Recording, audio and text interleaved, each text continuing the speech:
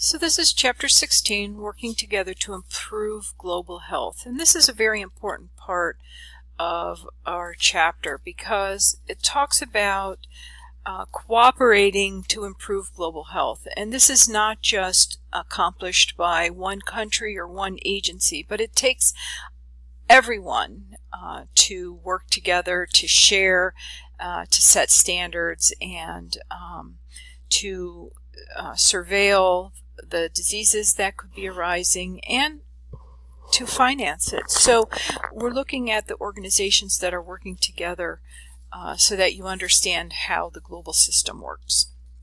So we have key actors in global health and the agencies of the United Nations, which again was formed after World War II. We have the World Health Organization, we have UNICEF, we have the UNFPA, which is the United Nations Population Fund, the AIDS program, and if you look at Table 16.1 in your book, you'll see a long list of all the organizations that work together, and that is on page 444 in your book to give you an idea of how many organizations, and there's even more that have developed since the printing of your book. So the World Health Organization has 6 priorities. Universal health coverage, and again, these are 6 priorities that all countries will adhere to. Universal health care coverage, meaning everyone is covered for health services. International health regulations, so that countries are cooperating. Increasing access to medical products, so that there are countries that can have access to artificial hearts and technology that they need. Improving social, economic, and environmental determinants of health. And again, we saw those sustainable development goals at the beginning of the course. Non-communicable diseases are paid attention to. Oh, and again, here the sustainable development goals. So the regional offices are throughout the world, and the United States is part of the Pan American Health Organization, which are the Americas, Canada, United States, Mexico, and then Central America and down through South America. Then Europe has an organization, the Eastern Mediterranean, Africa, Southeast Asia, and Western Pacific.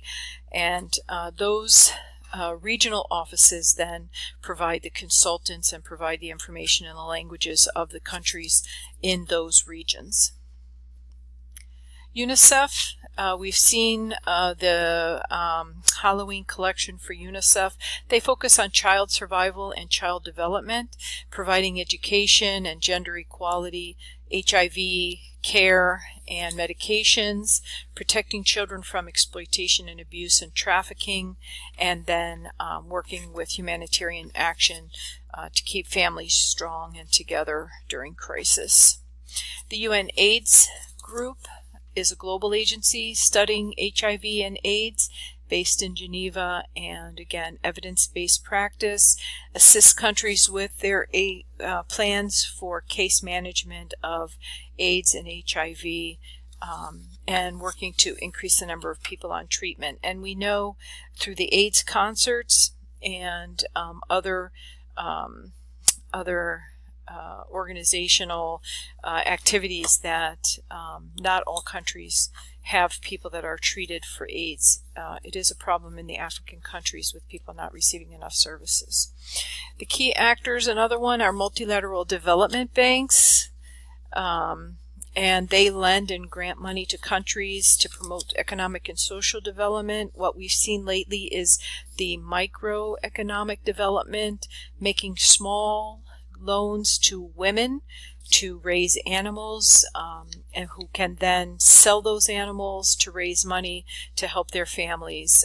So we have the big multilateral development banks like the World Bank, and then we have small banking organizations making microloans. Bilateral agencies work with developing countries, mixing high-income countries with lower income countries to help them develop economically and their healthcare systems.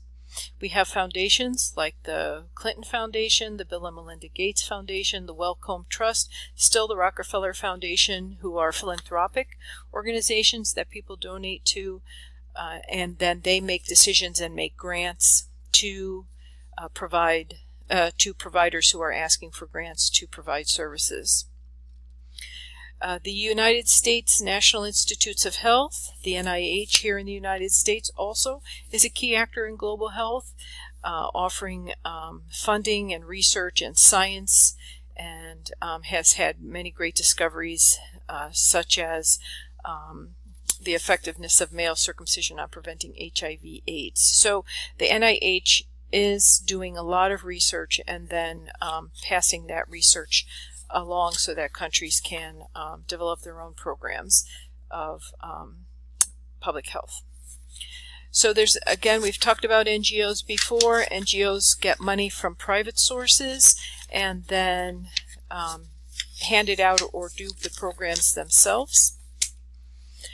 Doctors Without Borders is an NGO as one example. Advocacy organizations such as the One Campaign, Results, and the Global Health Council address a variety of issues and do research and do policy studies, and hoping to change policies for the better.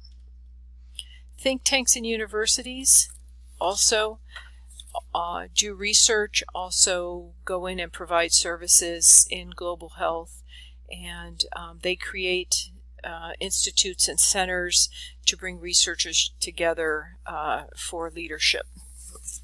Pharmaceutical firms also